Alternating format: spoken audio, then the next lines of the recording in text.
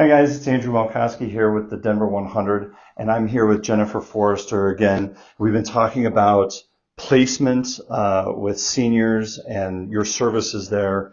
I think one of the things that maybe people don't have a great grasp on is all of the different options and choices when it comes to different facilities that are available to seniors, from independent living, assisted living, and beyond, what some of those options are. So could you expound a little bit on what the difference between independent living and assisted living and some of those different grades there of? Absolutely. So for independent living, think of it as maintenance-free living with a built-in social network. Okay. So you're living maintenance-free, you're paying a monthly rent on a room, you have access to activities and a community where you have socialization. Typically, independent living also provides meals, Okay. whether that be a meal plan or all 3 meals a day. And then you graduate to assisted living, and that's when you actually need hands-on care. Okay. It could be as little as medication management. It could be as much as full bathing assist, dressing, feeding, everything. Okay.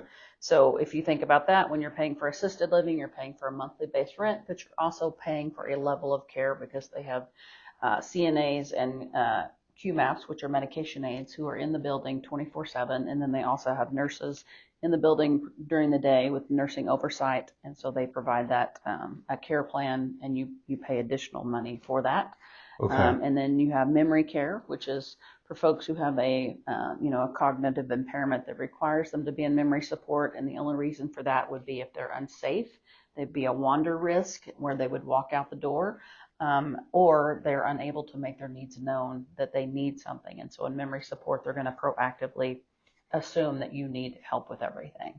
Okay. And then you have skilled nursing, which is skilled nursing is 2 things. So there's skilled nursing long-term care, which is like a nursing home. Think of it as a nursing home where you live there for the duration of your life, or skilled nursing rehab, where you're getting rehab to improve, to move on to the next level, whether that be a nursing home or assisted living or back home to independent living.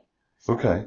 And the difference then between that skilled nursing / nursing home and regular assisted living is that assisted living is going to have some nursing care and medical attention, but that skilled nursing is going to be more like hospital level nursing and doctor care. Right. So a lot higher acuity. Yes, Great word. that's Thank what we you. like to say. It's a higher acuity of care. Okay, a higher acuity of care. I Yeah. think that's a really important distinction because I think that term nursing home gets thrown around a lot, Mm-hmm. and there are just so many options that aren't that, Right. but still provide levels of assistance. Right, because people think that in a nursing home they're going to get more care. You actually don't. You don't necessarily get more care. You just get a higher acuity of care. So think of a ventilator, someone who's on a breathing machine, Yeah.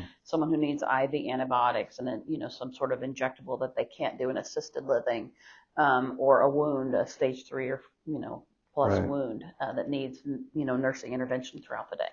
A higher acuity. Higher acuity. That's a great way to put that. I just think there's so many of these different options out there, and so few people really understand what the differences are. Mm-hmm. I have some specific training about working with seniors with the SERS designation, but even I've got questions. So being able to talk to you about this kind of stuff and really parsing out, and that's part of what you do to help them is go, hey, where do we need to be? Right. Yep. That's why reaching out to me. I'd love to help. We'll walk through the process. I'll educate on all those things and help people understand. Well, I appreciate it. Thank you so much for coming and talking to me today. Thank you. Thanks for listening, and we'll chat at you later. Thanks for having me.